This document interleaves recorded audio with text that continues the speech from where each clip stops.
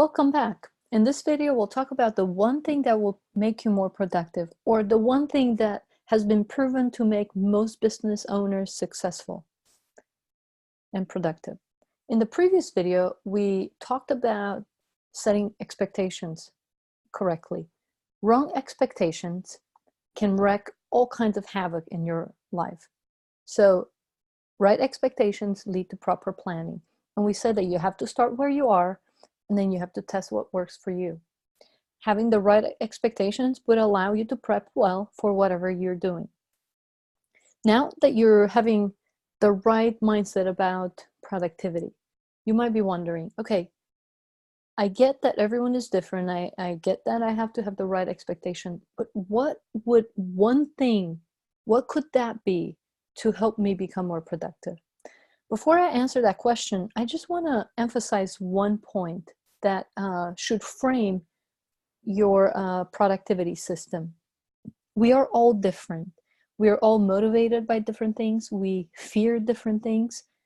We have different natural tendencies, different energy levels. So even though the same principles apply to us all, the specifics about what will make you more productive might not work exactly for you, okay? The specifics of what works for me might not work as well for you, but the principles stay the same. That's why you have to keep testing. So after I spent years reading and learning, interacting with coaches who have helped many individuals succeed, I had this epiphany. It's sad that it took me so long, but it took me a while to realize that the reason some of the tactics others use successfully, but which didn't work for me, is because I was a very different personality. I was trying to do things that worked for go-getters, extroverted people, when I was an introverted, analytical researcher. Now imagine you have two people in the room, and one is a go-getter, high-performance individuals who lives for reaching his goals. And then you have the artist, someone who values authenticity about everything else. One is goal-oriented, wired for productivity. The other one is wired to be authentic and creative. Both of them can have a vision to reach others through their impact, and both have to become productive in their work if they want to have an impact. Now, do you think the same tactics will work for both the go-getter and the artist? Probably not, right? So this is the important thing that should frame everything we discuss, all the different practical suggestions I'm giving you. Now, I'm not implying that you should never go against your natural tendencies, that you should never challenge yourself. That's not the point. The point is that some things will work better than others because we're different people. So my suggestion is listen to what I'm sharing with you. I spent years testing these things out. I spent tons of money on coaching and books and courses to learn and become a more productive person. But don't take it as gospel, as if it's the only way to do things. Customize it for yourself. All I'm asking is that you try the things I am suggesting, and don't reject some of the ideas I'm bringing before you without testing them, seeing how they work for you. Now that we've covered this crucial step, let's talk about the specific of that one thing that has been proven to make entrepreneurs and business owners more productive, get more things done, and crush their goals. What is that? Simply put, it's a morning routine, an intentional morning routine, because we all have a routine. But an intentional one is one that will actually prepare you for success.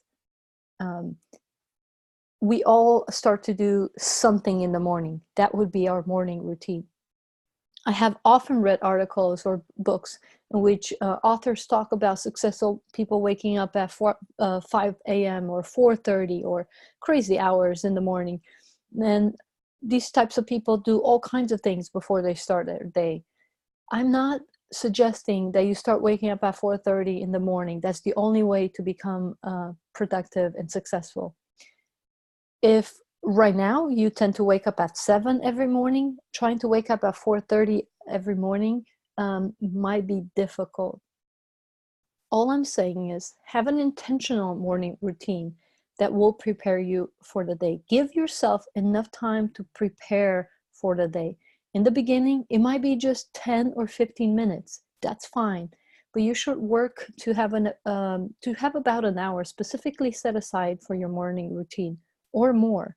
Some mornings I like to take 2 hours to read, prepare myself. There are different things I do in the morning, and we'll talk about specifics. Now, let's talk about those days when we are stressed and maybe grieved about things, maybe frustrated. Maybe you find yourself in debt and you're stressed about how you're going to take care of paying that debt. Do you tend to be productive on those days when you are stressed and thinking about negative things? Usually, we're not very productive on those days, correct? Because what goes on the inside will always determine what happens on the outside, right? That's why the morning routine is so important. The role of the morning routine is to prepare you, to use this language, on the inside, right? It's intended to set you up for success rather than failure. And I'll share with you just a simple example from my own life about 10 years ago. I would always sleep in, and then I would always find myself rushing out of the house without eating a healthy breakfast, a lot of times without eating anything. That was because I stayed up late reading or working or testing funnels, whatever it was. So I always felt behind. I always felt unprepared, rushing, ignoring what's important. And that has become my morning routine for a few months. And that terrible routine did not set me up for success. So we all have morning routines. Whatever you do first thing in the morning is your morning routine. And I want to challenge you to do two things. I'll give you two ideas of something you can do to prepare yourself for the day. If you do just these two things, I really believe that your day will change. You might not see the big changes in the first 3 or 4 days that you're doing it, but after a while, it will become very obvious. So here are a couple ideas. Now, I said earlier, we're different. So test these things, right? Start slowly and then test. You can start your idea with gratitude. Write down maybe 3 to 5 things you're grateful for, or simply think about it. That's called having an appreciation moment. Doing this regularly actually changes your brain. We have proof now because of advances in neuroscience that demonstrate how gratitude or stopping to think of an appreciation moment have a phenomenal impact on your brain, and it allows you to become more resilient. So think of a moment when you felt joy or gratitude. Remember the details of that event. The more details you experience as you think of that moment, the more beneficial the process is for you. Now, this doesn't have to take long. If you write down a few things you're grateful for, make sure they're specific. Don't just say, I'm thankful for my family, but be specific. Maybe something like, I'm thankful that I have a family of givers. There are people who would give anything to help me. I can trust them to be there for me when I need them. This is true about my family. So I want you to be more specific. Even setting aside 3 minutes a day will make an impact. But there's several reasons why this is important for you. I'll give you one example. If you have time to think of appreciation moments or share gratitude, you will become more open in your relationships with people. You will start to see them as people rather than problems. Your relationships will improve. The other thing that will happen, and we've seen this happening, some of the studies done have demonstrated this. If you show gratitude, you become a more positive person. You start to notice the good things that happen to you. As you notice those good things, you can leverage those things and become more successful. Now, once you have experienced your appreciation moment, you've had your gratitude time, the next thing I would like you to do is to decide what is the most important task for the day and make sure you work on it before you look at your phone, answer emails, before you look at your social media. By not allowing anyone else's agenda to impact your work, you can be more clear-headed in deciding what task can really move the needle in your business. And that's what you want to do. Focus on that first. In a later video, I will share a few more details about my personal techniques, what I do in the morning. But for now, I would like you just to start doing 2 things every morning. Whether you set aside 5 minutes or 15 or 30 minutes, express gratitude or identify some appreciation moments in your own life, and then identify the most important task of the day.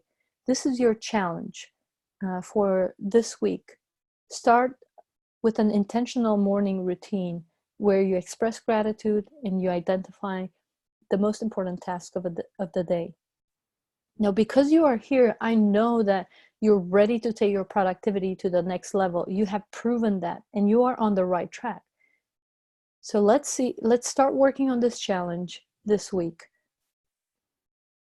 Now remember, don't check your email or social media until later in the day. Add this to your morning routine and then share how this helped you. Tomorrow we'll discuss how to eliminate stress and overwhelm, because a lot of times the stress in our lives makes it hard to have a morning routine. And being a seller or an entrepreneur can be stressful at times. So we'll talk about that tomorrow. But until then, start implementing an intentional morning routine into your life. Rooting for your success. Talk to you later. Bye.